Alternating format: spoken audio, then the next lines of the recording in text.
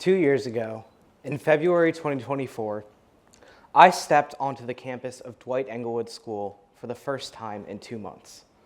This day marked the beginning of my full reintegration into the DE community after a relatively arduous 6 weeks. 2 months prior, I underwent brain surgery to remove a tumor which had gone unchecked for years. I'm about to show you a real image of me post-surgery, so consider this a trigger warning for a slightly graphic image. Yeah, that's me. So, looking at this image now, I can realize and reflect that this event was an incredible gift, although many may not look at it that way. This image is an MRI scan of my brain pre-surgery, and that golf ball above my eyes is the tumor. You know, school did not feel truly important until it was missing from my life. Since my return, I've caught myself multiple times getting caught up on grades and homework without giving all the credit to the school community that makes this place truly valuable.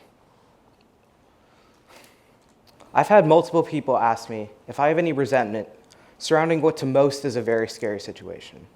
And although it was undoubtedly scary at the time, I always give the same response: no. Here's why. My story is not defined by my medical history, but rather by what I've been given and how it has empowered me to examine who I am and what I value most. Because of this shift in my outlook, I have been able to re-examine my life and the people around me and realize their true value. My story is not defined by my medical history, and it's not one of sadness or defeat, but rather one of overcoming insecurity, embracing gratitude, and paying said gratitude forward. Before my surgery, I used to take the kindness of others for granted. Kindness is something we talk about all the time. The phrase, "be kind," is plastered everywhere. So what does kindness really mean? Well, kindness is an act of compassion, consideration, or I will go as far as to say love, that is fully voluntary. The beauty of kindness comes in its thoughtfulness and the fact that someone inconvenienced themselves in order to make your day just a little bit better.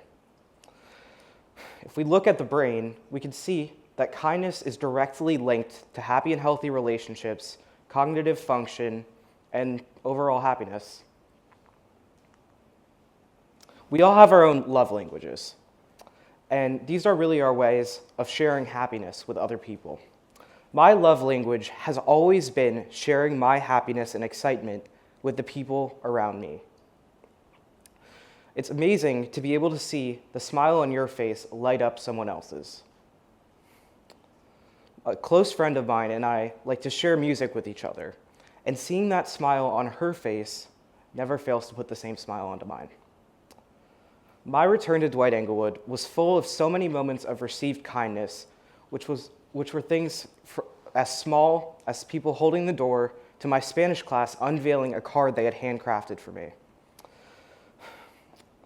Admittedly, I was very self-conscious and honestly felt somewhat sorry for myself, but these smiles received from all the people around me showed the true love and support for the community, and not only shifted how I saw the community, but how I saw myself. Empathy and the ability to feel and show it is the trait that makes us all truly human. It's extremely important to make the distinction between sympathy and empathy. Sympathy is the act of feeling sorry for someone or pitying them or an aspect of their lives. Meanwhile, empathy is the act of feeling for someone, opening yourself up to being vulnerable and being able to put yourself in their metaphorical shoes, even if you can't fully understand what they're going through. What's so important about empathy is that we can pass it on. It makes a chain among people. What I've learned is that each and every person has some sort of hidden story, which could be anything from a serious medical diagnosis to the loss of a loved one to feeling the pressure to succeed. And what's important about empathy is it's something to be shared with each and every person we meet. We have no idea what they're going through. We don't know anything about their lives in many cases.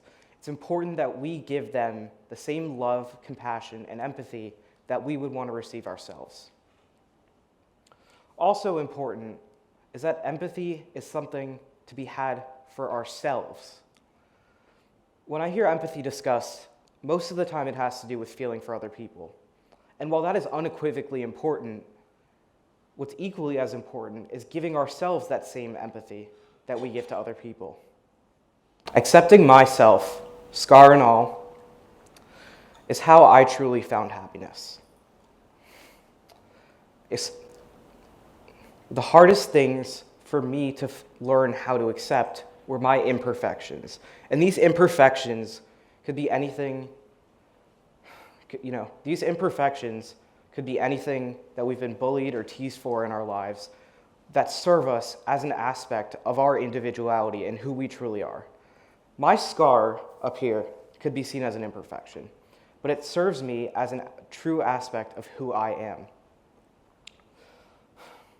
There's a Japanese art form known as kintsugi, in which an artist merges together broken pieces of pottery with a gold finish. And it seems to me that 15th century Japanese artists agreed with me that there's truly beauty in the beauty and the imperfect. During my recovery, I struggled with the truly human experience that many refer to as FOMO. FOMO is, sorry, wrong slide. Okay, yeah. FOMO is really just fear of missing out. And, we all go through that experience sometimes. And feeling FOMO is really just being insecure or feeling envy for an event or something that's happening of inflated importance in your own head. My struggle with FOMO had to do with spiraling into a cycle of worrying about parties, grades, AP classes, honors classes, GPAs, extracurriculars, friendships, relationships. I could keep going, but all the usual stuff that high schoolers are known for obsessing over. It wasn't until I recognized who I love, what I have, who makes me feel loved, and who I love, It wasn't until I realized what I already had that I was able to overcome my own insecurities. Something important I've learned is to look at all the little things we have in life, all of life's miracles. And by miracles, I really just mean, the things that we love, things that make us happy. For me, these could range from anything from my Pokemon plushie named Ralph to my beloved friends and family, to something as arbitrary as the ability to walk. This ability to walk was something I didn't fully realize the value of until I lost it and was forced to relearn it from the ground up. Much of my struggle with FOMO came due to my tumor being placed in the frontal lobe, and that is going to be the blue section on the left here. The frontal lobe has to do not just with emotional regulation, but also has to do with executive function, decision-making, and overall personality. So, having a little piece of it come out kind of messed me up for a while. So, yeah.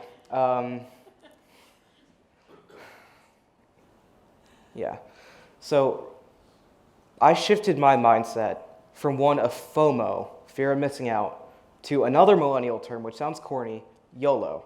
You only live once. And really what I take from this phrase is that I only have, as far as I know, this one life. So I should live each and every day to the best of my ability. This guided my recovery. The humor, pain, sadness, joy, guilt, and most importantly, love is what guided my family and I through the hard process of recovery. Just a brief tangent. My family and I like sharing humor with each other. And while I was in my morphine-influenced state, I decided to name my removed brain tumor Jeff with a G. I still don't know why, and I think about it a lot, but yeah, that's Jeff. So really what this helped me do is shift my trauma into my perspective. My life, my challenges, my perspective. Another thing I've learned is the importance of gratitude. And again, gratitude is another cliche thing that's talked about all the time, but it really is important. Impactful showings of gratitude can be anything from journaling to even just telling the person, I'm grateful for you. You mean a lot to me. When I was in 8th grade, my Spanish teacher had us each do a daily gratitude journal in which we could honestly talk about anything we thought worthy. To me, this was just a mundane school task, but I didn't realize the true power that this simple tool could have. Nonetheless, in the past 2 years, I've used gratitude journaling as an unfiltered emotional outlet. It's a very healthy form of therapy in which there's no judgment and only dialogue between me, myself, and I.